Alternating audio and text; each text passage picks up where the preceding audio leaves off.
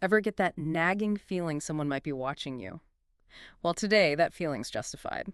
We're diving deep into how surprisingly easy it is to hack a cell phone, yours included. Yeah, it's crazy how much we trust these little gadgets with, like all our photos and messages, even financial stuff, basically our whole lives. Right. And the excerpts we're looking at today, how easy it is to hack your cell phone, really highlight that. You won't believe this.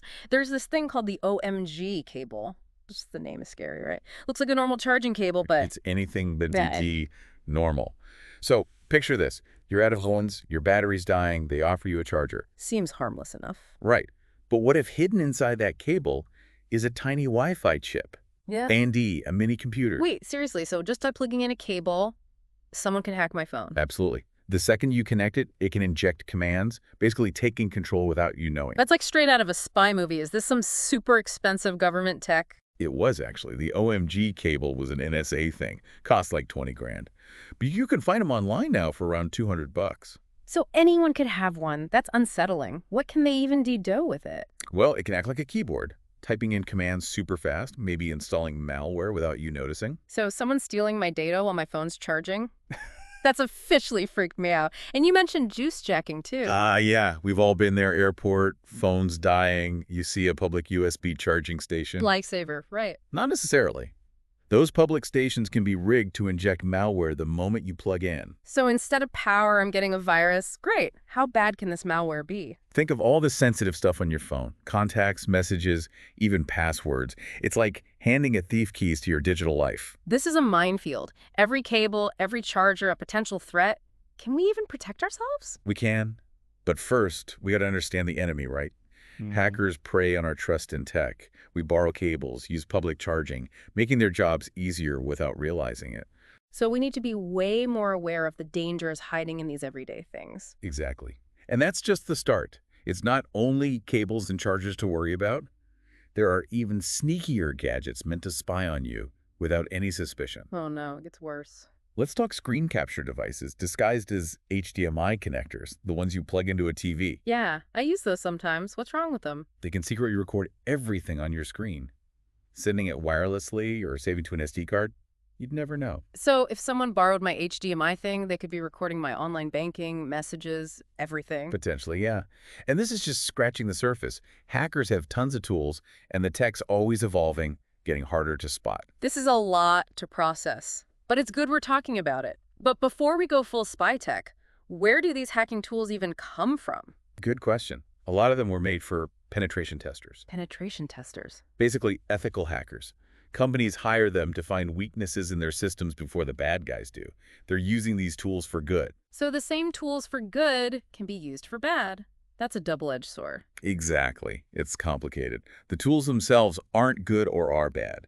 It's the intention behind them. Okay, so we know there's sneaky stuff out there, but before we panic, you said there are ways to fight back, right? Absolutely. Knowledge is power. Now that we know the threats, we can talk solutions. Please tell me there's hope. What can our listeners actually do to safeguard their phones? One of the simplest and best ways is using a data blocker. A data blocker? What's that? It's a small adapter. You plug it between your phone and the charging cable, like a shield. Lets power through to charge, but BLUCKS, data transfer. So even if I use a bad cable, like that OMG cable, my data's still safe. Exactly. Simple and cheap, but adds a huge layer of protection. That's a relief. What else? I'm guessing being careful about what cables we use is a good start. Definitely. Always use your own. Avoid borrowing, especially from people you don't know. Hackers target when you're vulnerable, like traveling or when your battery is low at a friend's house. Makes sense. Easy to let your guard down when you need a charge. So public charging stations are a no-go then. Public USB ports are just too easy to mess with. Not worth the risk. Carry a portable power bank instead. Good advice. What about software updates? Do those actually help? They're crucial. They often have patches that fix the weaknesses hackers use. So I shouldn't ignore those little notifications. Exactly. Install them ASAP. It's like adding armor to your phone's defenses. Makes sense. Data blockers, good cables, updates. It's about being proactive, taking small steps every day to stay safe. You got it. And knowledge is your best weapon. The more you know about these threats, the better you can defend yourself. This has been eye-opening. I thought hacking was for other people, but now I see how vulnerable we all are. It's a wake-up call. Uh, But the good news is we're not helpless.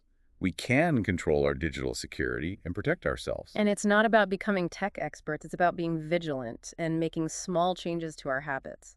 So, before I move on, any final words of wisdom? Remember, your digital security is your responsibility. Don't wait for something bad to happen. Be proactive, stay informed, and take these simple steps to protect yourself. Well said. This has been an incredible look into hacking. We've covered the tools, the motivations, the risks, and the solutions.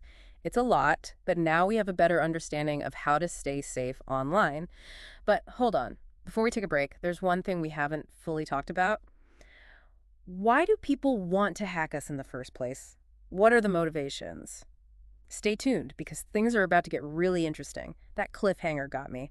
So we know how easy it is to get hacked, but WHY are people doing this?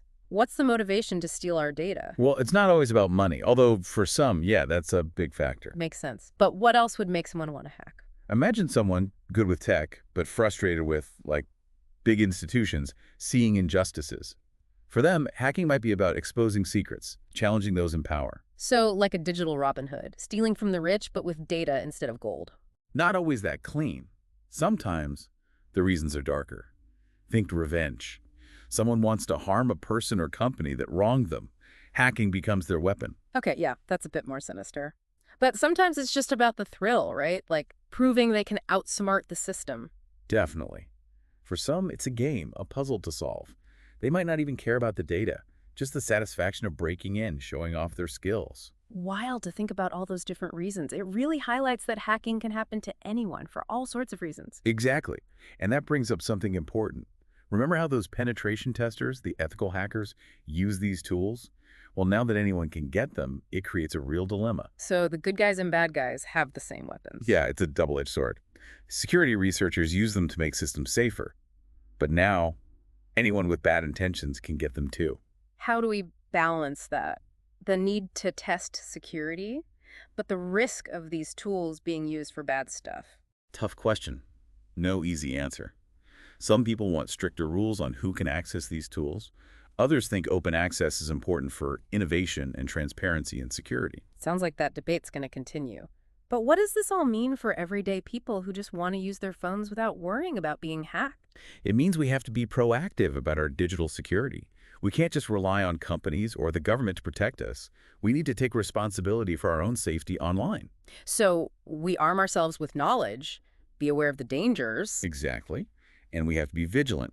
Question things, be cautious. Don't just trust any cable or charging station or app you come across. And it's not just about protecting ourselves, right?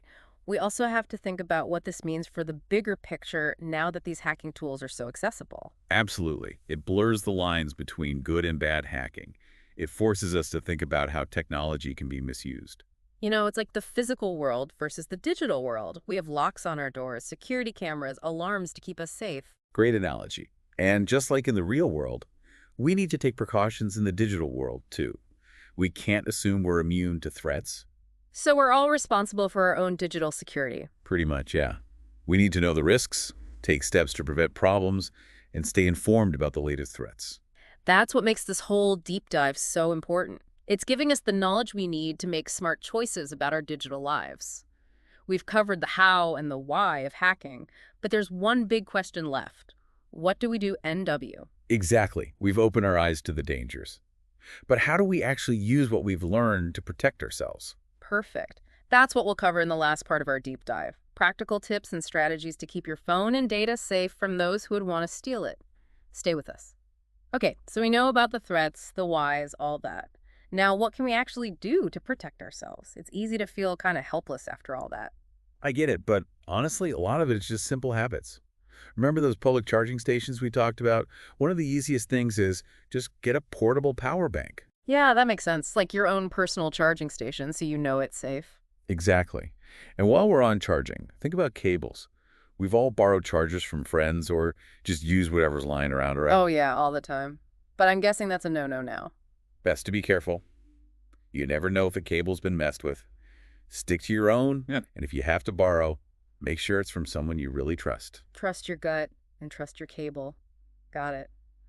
What about those data blockers? Those seem like a good idea. They are. Think of them like little bodyguards for your charging port. Let the power end to charge, but block any data from going out. Cheap and easy to find online, too. Small price for peace of mind. Any other must-have gadgets we should know about? If you're really serious about security, there are malicious cable detectors. Malicious cable detectors? What even? They basically check the data going through the cable, and if anything's fishy, they'll let you know, like a security guard for your phone. That's intense. Is that for everyone or just super paranoid people? It depends on you and what's on your phone. For most people, a data blocker and being smart about cables is enough. Finding that balance right. Being careful, but not letting it take over. Exactly. And don't forget the basics. Keep your phone's software UP'd. Ugh, those updates. I'll admit I put those off as long as possible. I know, they're annoying. But they often fix the exact security holes hackers use. So, by not updating, I'm basically giving hackers an open invitation. Not quite that bad, but yeah, it's not smart. Think of it like each update adds another layer of protection to your phone. Makes sense. Data blockers, good cables, updates. Yeah. It's all about being proactive, those small steps every day. You got it. And remember, knowledge is power. The more you know about how this stuff works, the better you can protect yourself. This whole deep dive has changed how I think about this. I thought hacking was something that happened to other people. It's definitely a wake-up call. But the good news is we can do something about it. We have the power to control our own security. Right. It's not about being a tech whiz. It's about being aware and making those small changes. So, as we wrap up, what's the one thing you want people to remember? This. Your digital security is in your hands. Don't wait for something to go wrong. Take action, and it'll of you. Be informed. Be proactive. Take those steps to protect yourself. It's worth it. Couldn't have said it better myself. This deep dive has been amazing. We've learned about the tools, the motivations, the risks, and how to stay safe. It's a lot, but now we're all better equipped to handle it. Absolutely. It's not about living in fear. It's about being in control, knowing what's out there, and taking charge of our digital lives. And on that note, we'll leave you with this. Next time you plug in your phone, think about what's on there, your photos, conversations, everything. Is it worth the risk of not protecting it? Until next time, stay safe, stay informed, and keep exploring.